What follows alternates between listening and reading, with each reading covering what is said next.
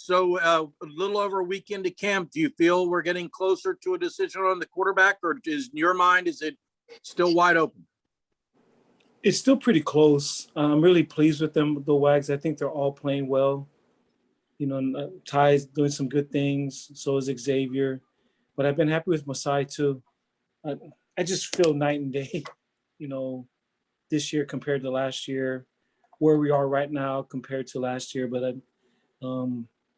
think it's still a little early to tell. We got 3 more weeks, but they're all playing well. So that's the encouraging thing. I think they're all playing well.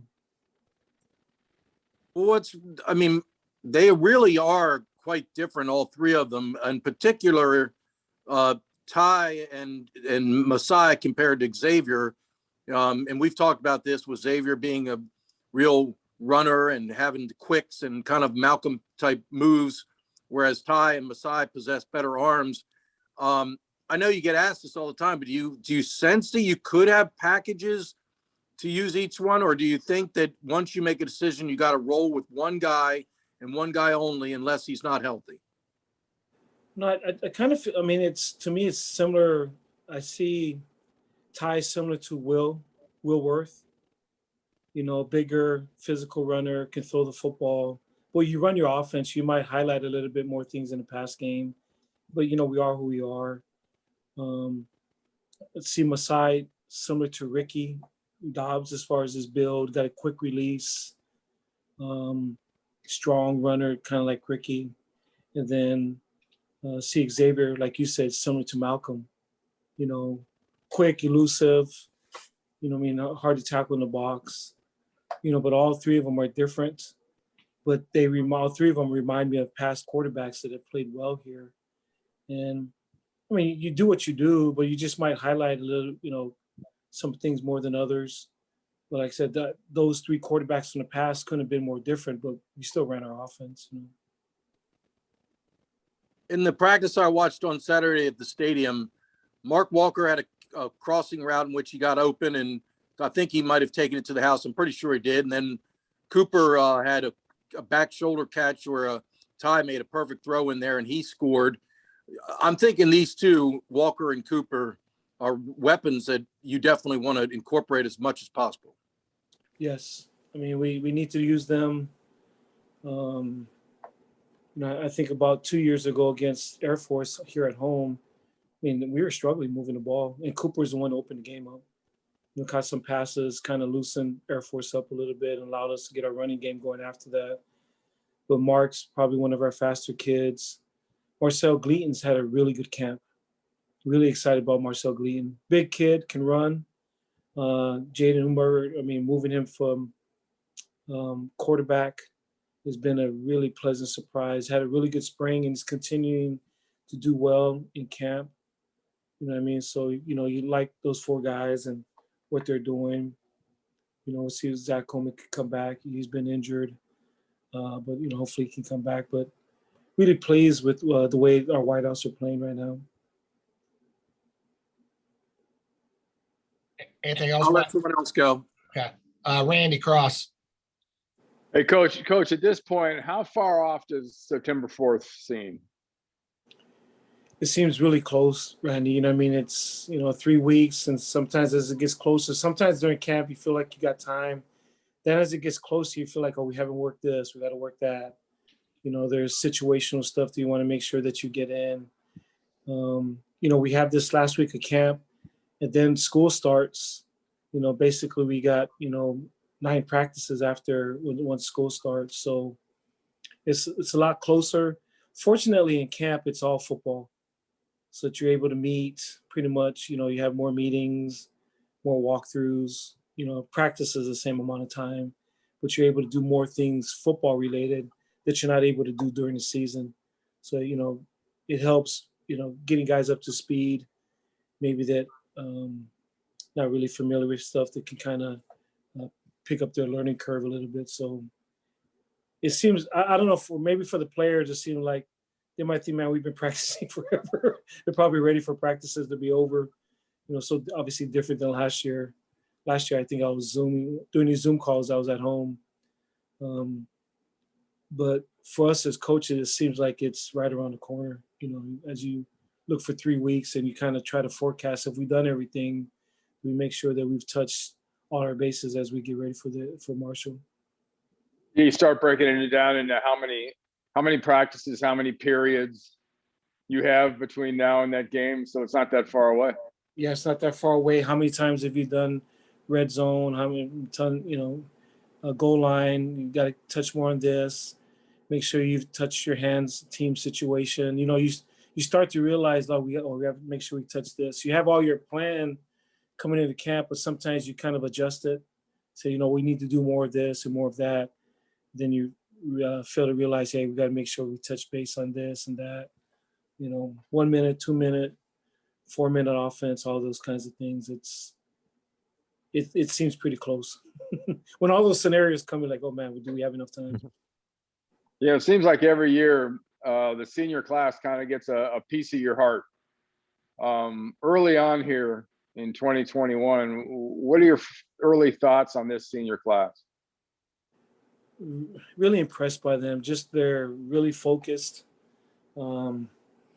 They're pretty myopic during the off season.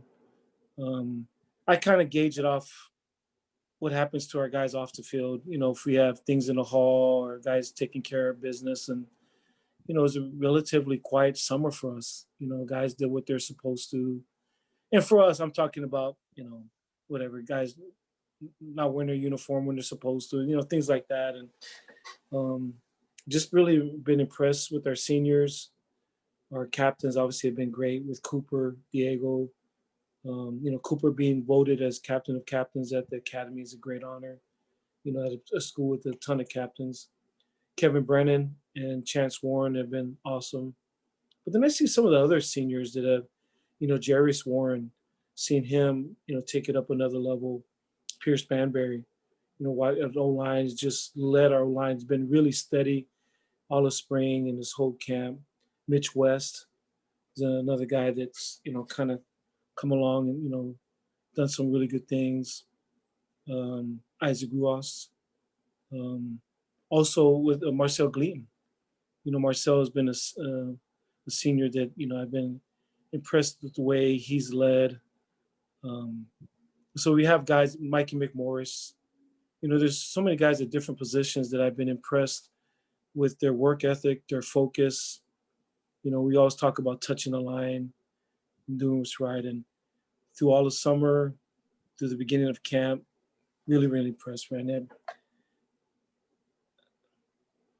The signs point to good things. Now we still gotta get it done on the field, but things that I've seen on the practice field, the way they've been off the field, I couldn't be more happy where we're at with 3 weeks left to go. That's great. Thanks, Coach. Thanks, Rodney. Let's go to Chick Hernandez, CBS Sports. Coach, you mentioned night and day as opposed to last off season, getting ready for a season. How difficult was last year, and what is the biggest advantage to this year? Well, the biggest, we're practicing. You know what I mean, Chick? I mean, it's really plain and simple. We're practicing. You know, we're meeting. You know what I mean? Last year we were like Pop Warner coaches. You know, we came to practice, drove up, and went on the field. You know what I mean? We couldn't meet. It's like crazy. You get out of the car and go on the field and practice, and get back in your car after and leave. And you had Zoom meetings. But just it's been normal, Chick. That's why I feel good. Just we've been, like I said, been here a long time, and just the normalcy of the way we've prepared has been awesome. Obviously, when we're indoors, I have it off now, but normally I'm supposed to have my mask on, so we wear a mask on. But other than that, indoors we wore masks. But other than that, we've been practicing. Last year, you know, you're trying to get ready and do social distance football with the blocking with the bag in front of your face. You basically blocking blind. I remember the O-line coach is like, "Coach, what are we doing? We can't see where we're blocking. How are we supposed to block with a bag in front of our face?" I said, "I don't know." But they said if we breathe on somebody, it's going to be contact tracing. So just keep the bag up. And Wow. We don't have to worry about any of that this year. It's just been normal. So it's been good to see normal things. And like every team, I'm sure, after the season's over, you do your own self-evaluation of your squad, your coaching staff. What did the self-eval reveal? From last year, Mhm. I threw out last year because Did you? I don't want to put that on my players. It was a pandemic and his decision. So we didn't have spring practice and we didn't practice during fall camp. I mean, we didn't hit, you know what I mean? So I can't put that on our players that, you know, I sent them in the fight where they weren't ready to fight. You know what I mean? Check out just all the things that I know that we have to do. It was interesting too. So, you know, we during off season, we're going through some workouts and it's so great to do hard things. It makes you feel good. But I was telling, you know, some of our coaches, like just to see players throw up doing workouts, you know, the grueling stuff that's, I mean, the hard workouts, I mean, but we didn't get a chance to do that last year. There weren't hard things being done. And so to be able to know that we're doing it this year, Chick, it just, there's great relief in that. So I've really thrown out last year. Because like I said, for me to put on our players, they weren't ready. I feel sorry for our poor quarterbacks. You know what I mean? Last year, they weren't ready, but we didn't. But this year, we've put them through the furnace. I mean, we're back to what we do. There's no excuses. We've practiced, we've hit, we've tackled. We tackled in spring ball. We're going against each other a lot in camp against our defense, going against new. Our quarterbacks will be ready. And it just feels good to be able to go back to a routine that you know works. So last year, like I said, I pretty much threw out last year. Thanks.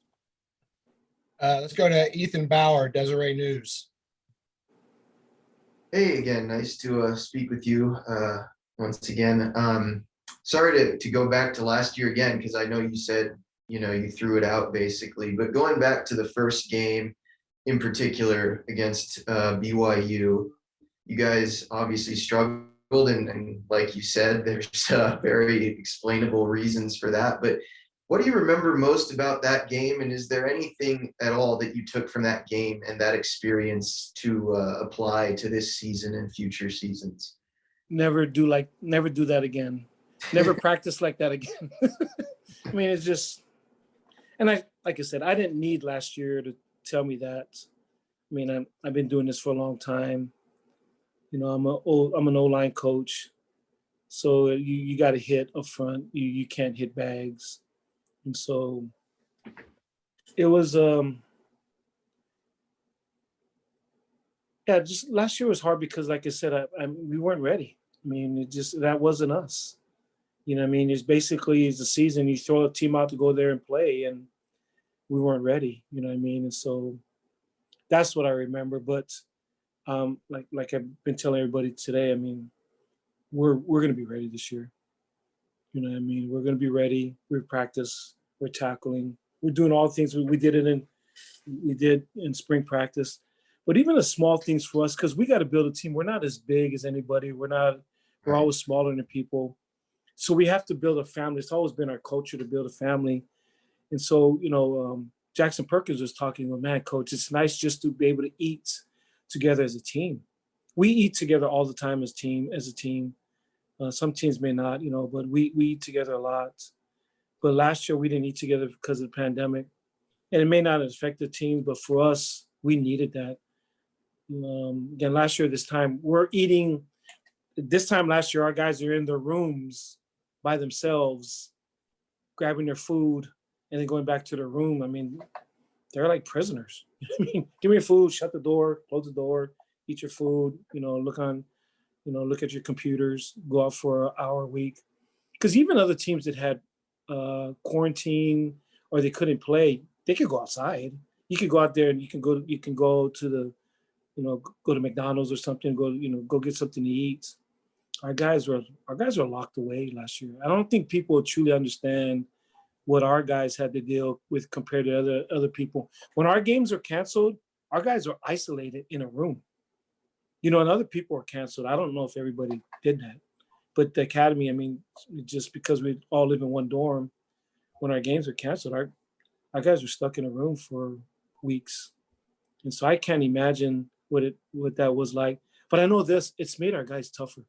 Hmm. The things of last year, we have a really tough, resilient team this year because of all the stuff that they went through last year. Like I said, we all did. The whole world went through tough things. You know, people have lost family members and jobs. There have been a really, really tough things from the pandemic. But just from a football playing standpoint, I feel like some of the things we went through, I don't know if everybody went through that. But I'm not complaining about it this year because I feel like it's kind of calloused us and made us stronger. And so they're appreciative of anything. Just getting together at a barbecue, we were able to have more team barbecues, Ethan, this off season, and paintball activities, you know, just things to try to build our team together, which last year, like I said, we were able to do. So my memories of last year, I know we weren't ready. And, you know, thus, you know, it was a bad year. You know, we got killed in our first game. We got killed by Air Force, got shut up by Army. But last year wasn't us. And we weren't prepared. And it's all because of the way I decided to practice. Sure. So. Okay, gotcha. This one's a much more of a big picture question, but what do you like about, or what do you like most about coaching at Navy in particular? And what I mean is, you know, like you mentioned, you guys coaching at a service academy, you're obviously going to have certain disadvantages when it comes to size, and recruiting is going to be more difficult in some ways. But you've been there obviously a really long time, done really well, and you know, reportedly have had chances to leave, but you've stayed there, so you obviously like it. What do you like most about Navy football? Well, one of them is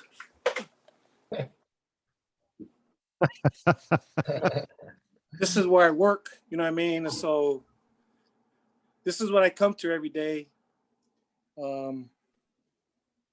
Nice. And the other one is really simple. It's the kids I coach. You just coach the greatest kids in the world. They're just awesome kids. You know what I mean? Ethan is just, I mean, we coach these kids hard and we get after them, and they're the salt of the earth, man. It's just really awesome to coach great young men. And I just love coming to work every day. I love living in Annapolis. I love coming to work every day. I love the people I work with, even our SID. You know what I mean? We just got good people here. We got good people here at the building. You love coming to work. You know, I don't know. I enjoy it. You know, I guess if you're working at a place where you didn't enjoy coming to work, it'd be different. But I love the coaches I coach with, the players I coach, the people I associate with here at the Naval Academy, mostly the players. I mean, I don't feel like I come to work. I get paid to do this. It's kind of crazy. I enjoy it. One other big picture question. You mentioned how much you like working with these players, obviously. And, you know, football often is thought of as teaching these life lessons about things like leadership and toughness and teamwork. And at the Naval Academy, at least I would hope, those are things that are also being taught off the field. So what do you feel like football adds to the experience for the cadets there? Well, I think for our midshipmen, Ethan, it's really simple for us. I mean, this is a leadership institution. First and foremost, there will be leaders of, you know, sailors and Marines. And the approach that I've always taken to these guys is to help them become better fathers and husbands. And if you can become a better father, to me, that's your number one group that you lead. Eventually, these guys are going to lead sailors and Marines, but you're going to lead your family. And the life lessons you learn in football, the adversity that you go through, the ups and downs, you know, to me, that gets them ready for life. You know, dealing with adversity in your families, you know, something may happen with your kids.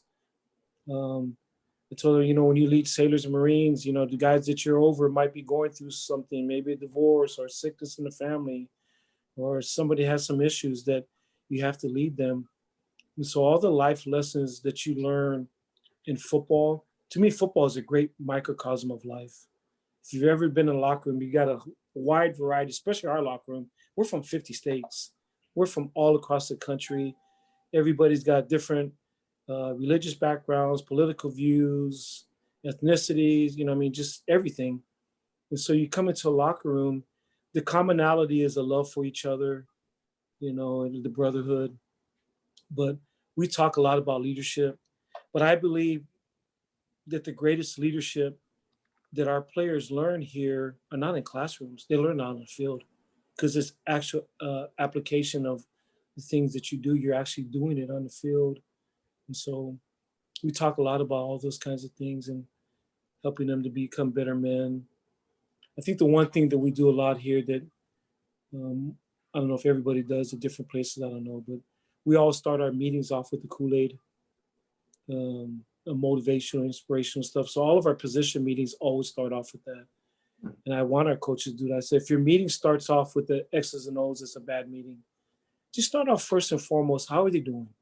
How's life going? Check on guys. Have your eyes open as a coach. If somebody looks down, grab them after the meeting. Brother, you okay? What's going on? Somebody might have girlfriend problem. Maybe something's going on with their family. Maybe might depressed. Don't be just worried about how they block and tackle. See how they're doing in life.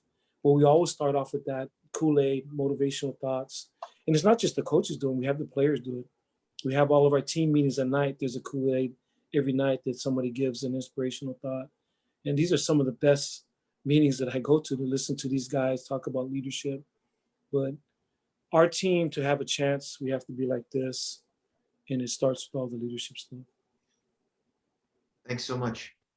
Thanks, Ethan. Let's go to Gary Lambert.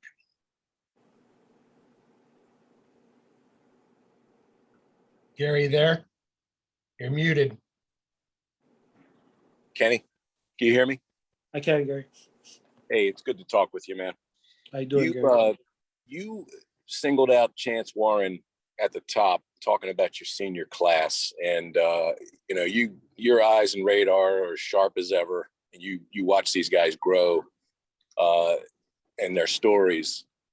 When you think of Chance Warren coming in direct, having to go scout team that first year and just scratch and claw his way into a role, and now he's a senior co-captain, obviously. What are some kind of snapshots along that way when we didn't even know who he was on the outside and to when we definitely know who he is now that stick out about his personality, his leadership, playmaking, whatever? First and foremost, when I think of Chance, I think of a warrior. The guy's a fierce competitor. You know, Chance is probably one of the more vocal guys on our team. We have a lot of quiet guys on our team, but he's probably one of the more vocal kids. But not only does he talk the talk, he walks the walk. I mean, he does. He practices hard. He touches the line. He doesn't do anything or ask anybody to do anything that he's not willing to do himself. Just a fierce competitor, Gary. And when I think of him, I think of a warrior. He doesn't back down from anybody. How did he, everybody I talked to, you know, associated with his past, you know, his coaches in high school, his family, it just sounds like he was kind of born older. You know, was he like that as a youngster there? And what about the way he handled the entire nightmare that you've so vividly described that was last year? How did he roll with that?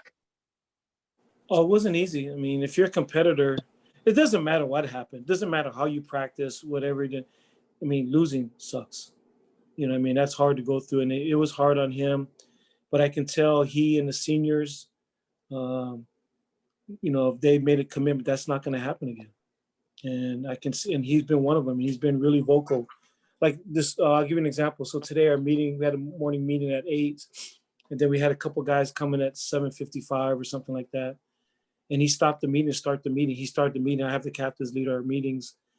And he goes, guys, 7:55, that's not early. There's so many younger guys. He goes, that's not our standard.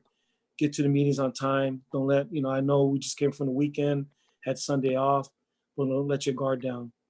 And so those are the kind of things, Gary, that I hear and see like, wow, we're going to be on track. I can see the attention to detail. You know, something as minute as that, he was still early. You know, in the real world, people are like, what? You mean he started at 8? He came at 7:55. But our standard is to be there earlier than that. It's just who we have to be as a team. We have to be more detailed. We have to be tougher. We have to be more disciplined to have a chance. The rest of the world might be able to come to meetings at 7:55, we got to get there at 7:45 or 7:50 to have a chance. So I think, this morning, just doing that to me is a great illustration of who he is and his commitment to get us back to who we are this year. Can you touch on his versatility? You've tried him in different roles. I mean, he got thrown in as a quarterback in high school, of course, you know that. His receiving skills pretty obvious, but just the way that you've been able to move him around, and what do you see his role in that light being this year, besides being an obvious leader? Yeah, I don't know if he has a role. It's everything. You know what I mean, Gary? We're going to ask him to do everything. He's going to catch pitches. He's going to block. He's going to catch passes. He's going to be on kickoff return, and we're fighting to be the return man and the punt returner. We're asking him to throw the ball and halfback passes. He'll take reverses. That's the thing about Chance. He can do anything. There's not one thing that's like, okay, let's not have Chance do that. I mean, the guy can do it all. Thank you, Ken. Thanks, Gary. Great talking to you. Phil Bergman, NavySports.com. Coach, I'm working on a story on Pierce Banbury wearing the number 68. Just why him, and what does it mean for him to represent David Forney's old number? I think very appropriate. Couldn't have been a better ambassador to remember Dave. It's just kind of eerie watching him run out. Kind of way he puts his shirt in practice, and he kind of lifts it up. It just someone is saying that. Then he wears the elbow pads, kind of like Dave did. But I think Dave will be proud of him this year. We need Pierce to have a great year. He's had a great camp, and really happy for Pierce. And I know he's really excited to be able to represent, the Dave and honor his memory. Earlier today, the uniforms for the Air Force game were revealed. What are your initial thoughts on the jersey? Pretty sweet.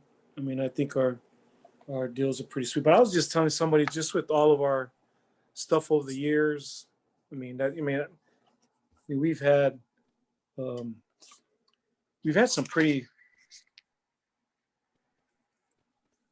some pretty sweet stuff over the years, and this one's awesome. Really excited about it. I know our Marines are really happy. they're excited about it, but I think they're pretty sweet. Thank you. Chris Guarino, Academy Football.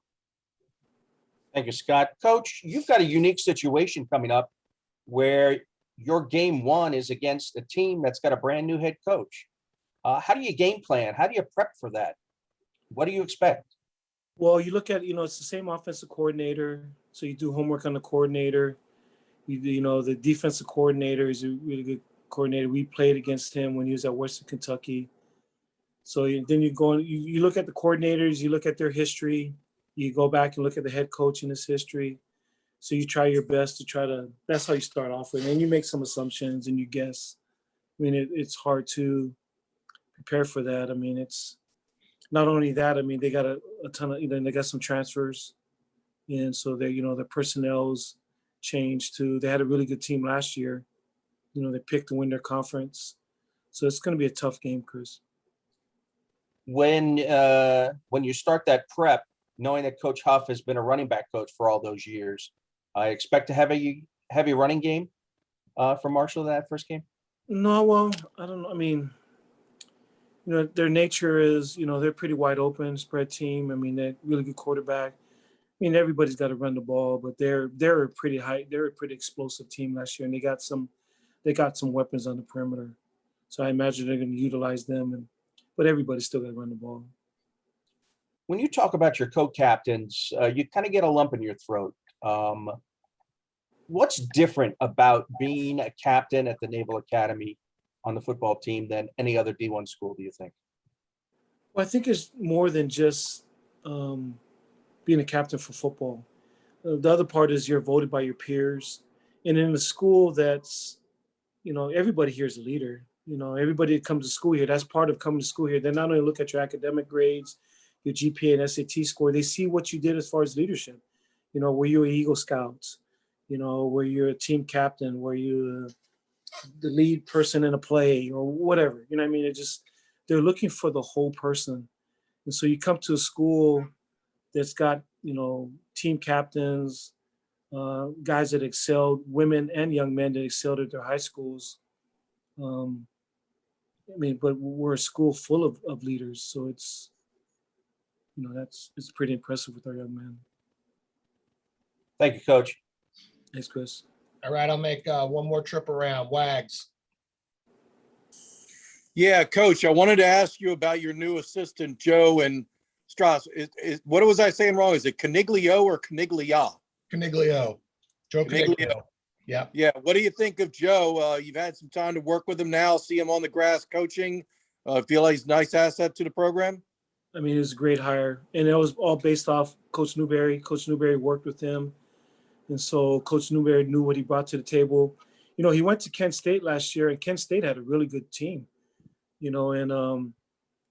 Coach there at Kent State's got a chance to go places, and he decided to come. So I was encouraged by that.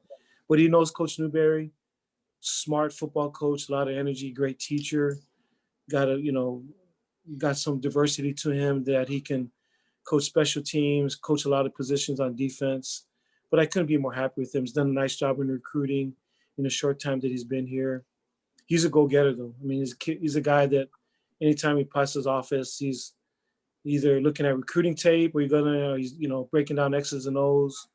I mean, the guy's a go-getter. Really happy to have him on our staff. Good person, too. You're muted, Wags. Yep. I was going to ask you about some freshmen that are catching your eye on the offensive side of the ball.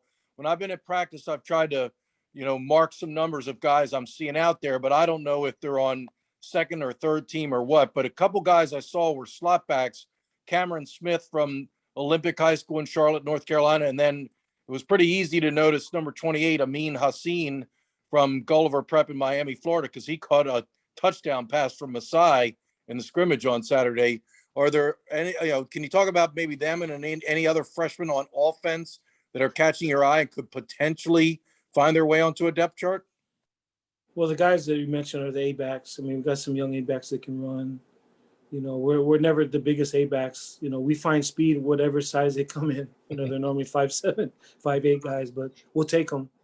But I think it's early, Wags, for the offensive guys because they're still learning. So you kind of put them in positions that they can excel by just giving them the ball. But really encouraged by some of our young guys, but they still got some work to do. Would it be fair to say that on offense, the only guys that have a chance to really contribute as freshmen are skill guys like slots and receivers? I mean, Yeah. I don't think any odd linemen are going to be. Yeah, it's too hard. Coming out of peak summer, I mean, these guys have been running, all summer. I mean, it's hard. They lose weight. Linemen get down to whatever 270 and stuff like that. It's hard to play when you lose all that weight. Thank you, Coach. Appreciate your time today. Thanks, Wags. Phil Bergman. Chris Garino. I'm good, Scott. Thank you. Ethan Bauer. I'm all right too. Thanks. Let's see. We got Chick Hernandez. Coaches hate to name a player, but is there somebody that jumped out at you? Doesn't matter what year that when you went back and looked at film and said to your coaching staff, dude, this guy is different. You talking about this team? Yeah. DJ Jones, Daniel Jones. I mean, this guy's got legit speed for us, you know what I mean? And so Daniel's a guy that's caught my eye early on. We don't have too many guys like Daniel, you know what I mean? The Daniel can move, but just the young guy. Gotcha. I guess last year you started at one position along the line and then you flopped early in the season. I want to say you played the first game at tackle, but then went back to end.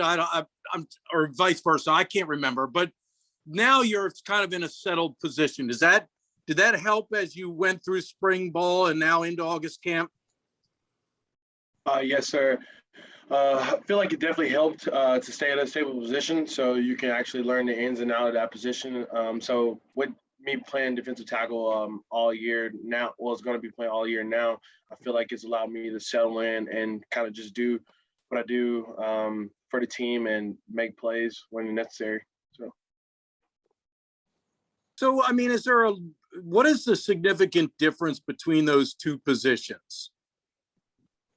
I really think the difference is it comes down to playing in interior. It's more of my style. I believe you can kind of do more things with. I believe you can kind of do more things in the pass rush. Like you rush the A gap, you rush the B gap. But I believe when you play in, your main focus is kind of setting the edge and containing the outside. Because as we play a lot of spread teams here coming on our schedule, our main emphasis is going to be holding that point of attack, which is the C gap. So we have to hold that the edge of the defensive field side. So while defensive tackle, it gives you a little room to play around between the A and the B gap.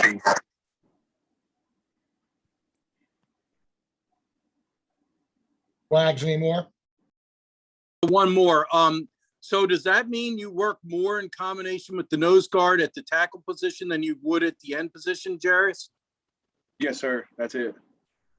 And lastly, real quick, what do you think of the two nose guards you're working with? I know obviously we know Biscuit is, showed a lot last year, but Coach Newberry's been saying a lot of nice things about Cromwell, I believe. Cromwell. Yeah. So Biscuit and Clay I love those two. They kind of complement each other. Clay is really big. About 6'3", almost 300 pounds, and Biscuit is more quick and agile. So they complement each other really well. I love both of them. They play with a very high motor, and they come to work every day. Let's go. Thanks a lot. No problem, Wags. Let's go to Ethan Bauer at the Deseret News.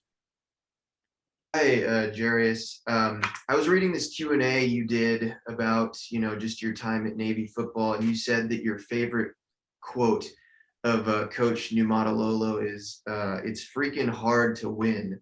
Is that something that he says a lot, and why do you find that quote resonates with you?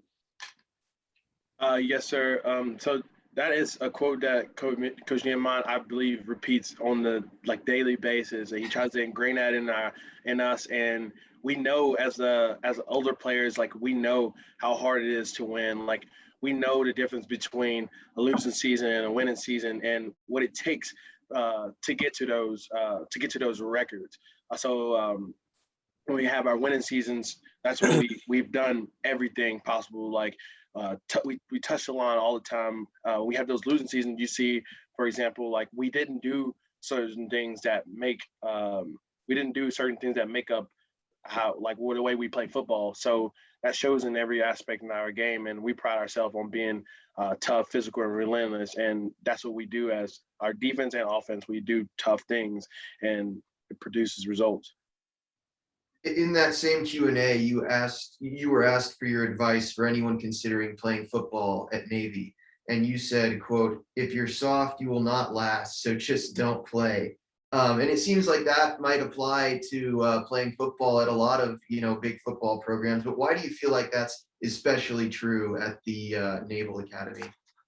Yeah, I feel like it's especially true here is because a lot of factors you have your school. We know how rigorous that is at the Naval Academy. You have your football. We know we play at a top tier. We play in the AAC, which is a top tier division. We play people like Cincinnati, Cincinnati, Notre Dame, and so we constantly have to be up on our game each week. And then if you're not performing in the classroom, then that takes away from your game on the field. So the reason why I say, basically, if you're soft, you won't make it here is because when you step on the field, you have to have that on and off switch of nothing else matters in the hall. So that's why I believe that it's especially here. Okay, gotcha. Sorry to go back in time a little bit here, but going back to your recruiting process, again, in that Q&A, you said you wanted to come to Navy to be different and establish a new way. Was that something that Coach Niumatalolo talked about with you in the recruiting process? And just what else do you remember about what he told you about coming to Navy? Yeah, so that's more of along the lines of what I wanted to come here for. I said to be different is because like in my family, there's really not a cycle of a whole lot of going to college. And that's why I said be different, because I wanted to try to break that cycle, which I'm actively doing now. And very proud of that. So, and Coach Niumatalolo, he ingrains in the recruiting process. He's like, he doesn't tell you what Army is doing, what so-and-so else is doing. He focuses on Navy football and how the brotherhood is a special thing. Last one. Do you have a favorite moment that jumps to mind when you think of him? Yeah, just a favorite moment or a favorite story that comes to mind. What, Coach Niumatalolo? Yes. It was probably the game after the Army Navy game or the Air Force game in 2019. We won, and he was the first one to storm the field, and he does that little kick scissor thing when he storms the field. It's amazing. Awesome. Thanks a lot. I appreciate it. Thank you.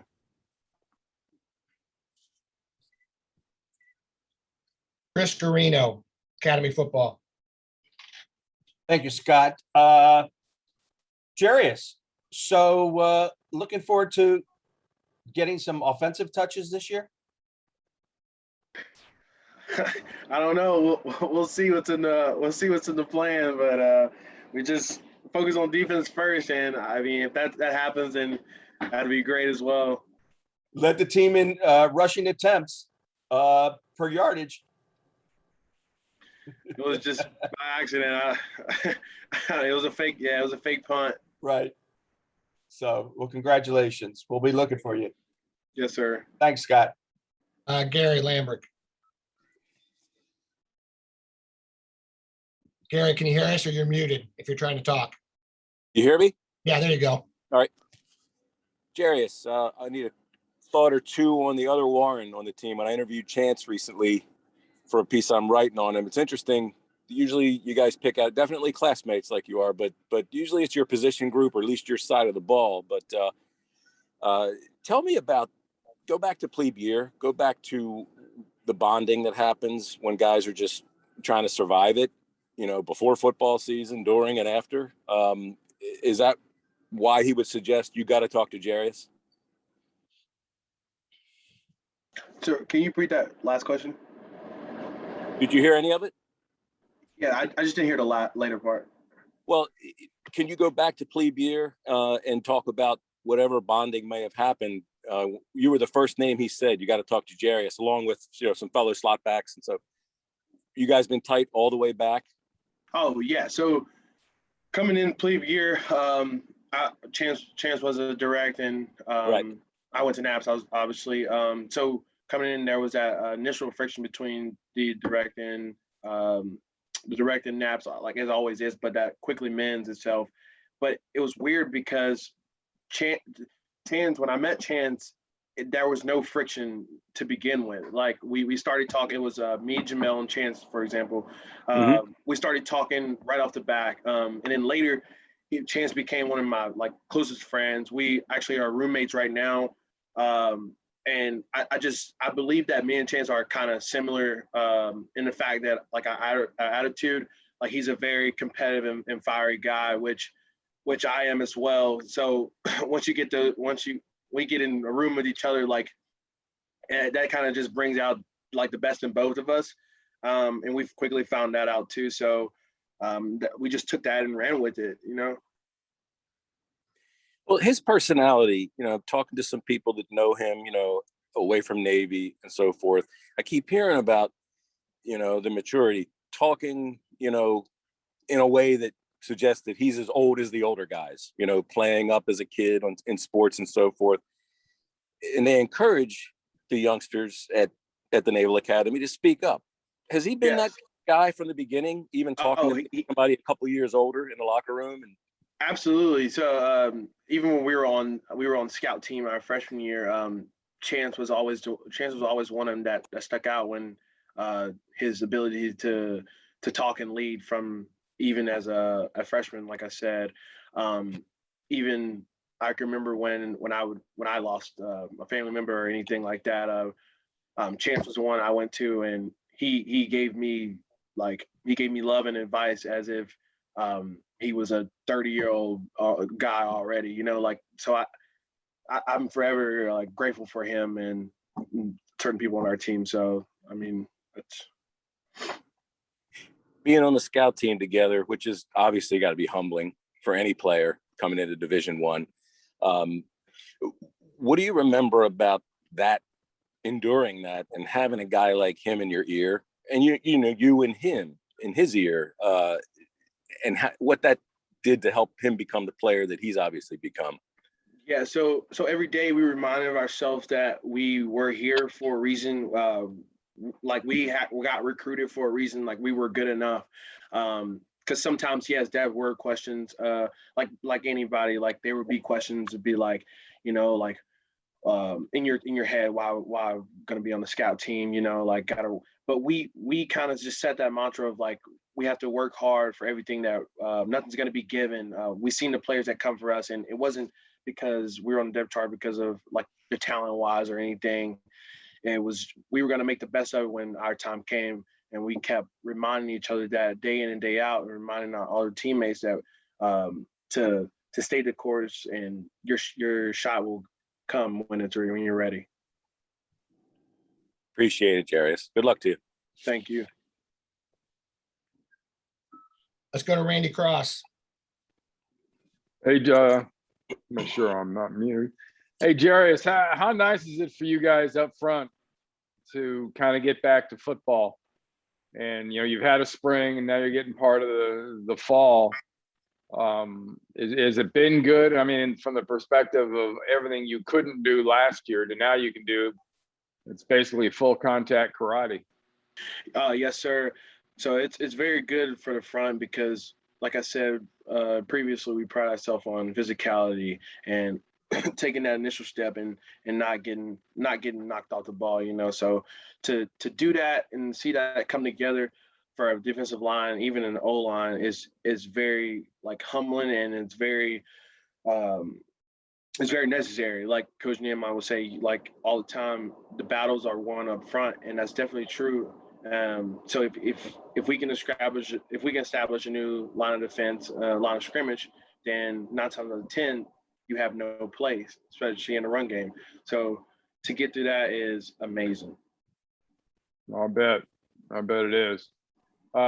Give us a little scouting report so far on your guys across the line of scrimmage, the offensive lines, all those guys. Yeah, so I think all of them have worked and brought their A game this spring practice, and I think this is a really good group, a really big group. I think in size they're probably bigger than I've ever seen probably coming here. So that's very fun to look forward to. So I think they're going to be very good this year. So we'll see what happens. Cool. Hey, describe real quick that the film room when they were watching you running with the ball.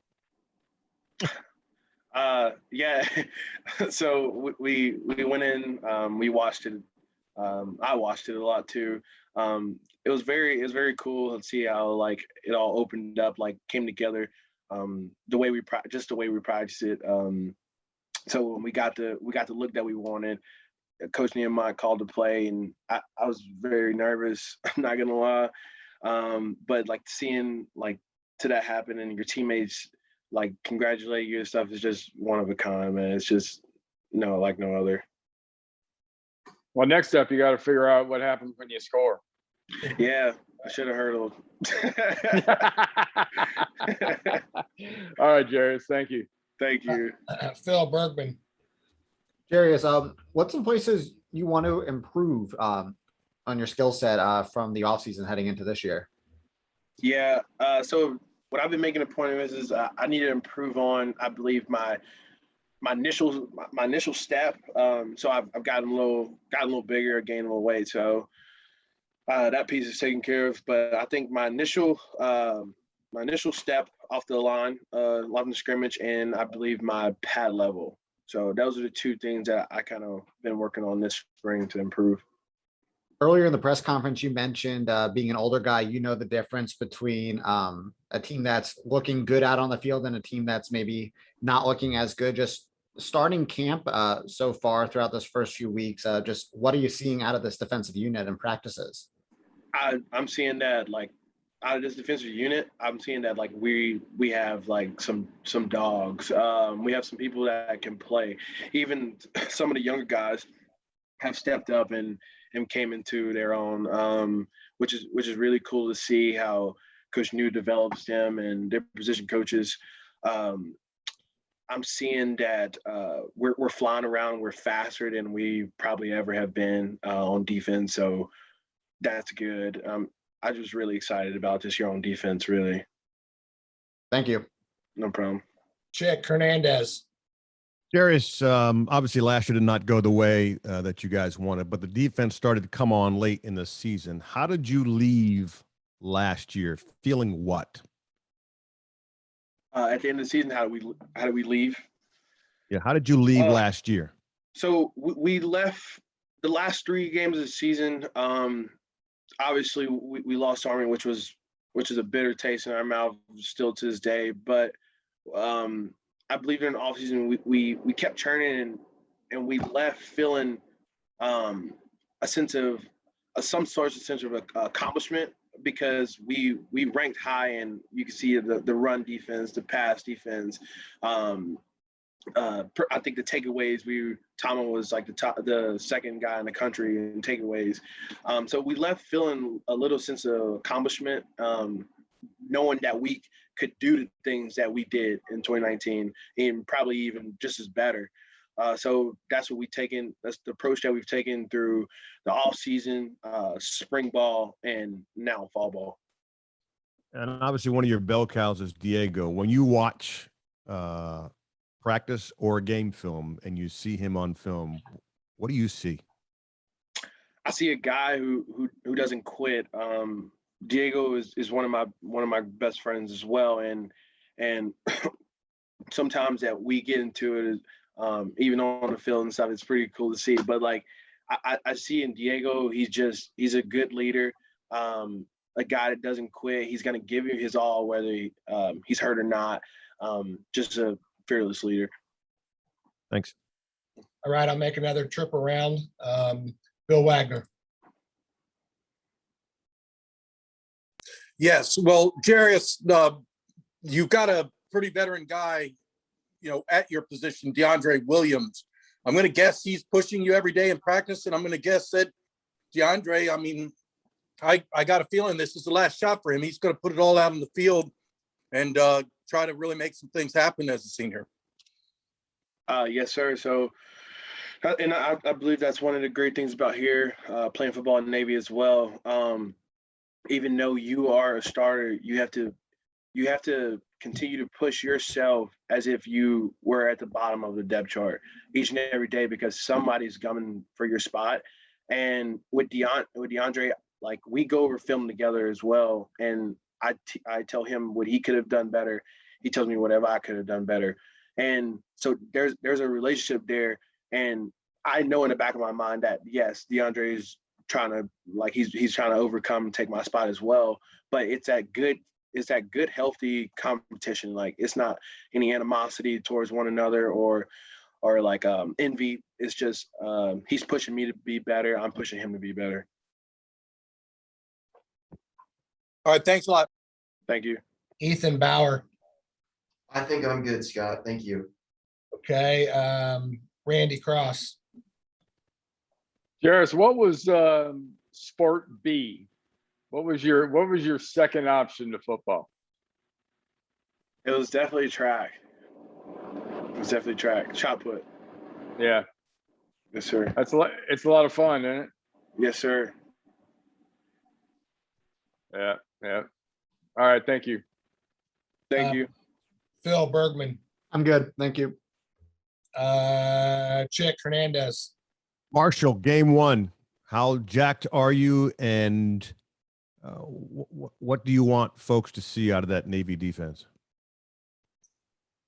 I'm I really can't even tell you how how excited I am to play Marshall on December 4th. I'm so ready to get back in Navy Marine Corps Stadium, and because we don't lose there. It's just we don't do it. And you can look for out of the Navy defense is just elite E, like effort, attitude, toughness. Turn on the game film. We're flying around, making plays in our gap, sound, and just doing what we do best. Cool. Anyone have anything else? I've got one follow, Scott. Go ahead. Jarius, a year ago, you didn't know what was going to happen in terms of the season and how things were going to go. How does this year compare to the uncertainty of 2020? Yeah, so it's like I said, first of all, it's very humbling, and it's very exciting to know that you are going to play games, and not like maybe you'll play a game here, maybe you'll play a game here, but to know that you're going to line up on September 4th and so far on and play 12 to 13 games is a very exciting thing, and especially if you're a senior, that is all anybody can ask for.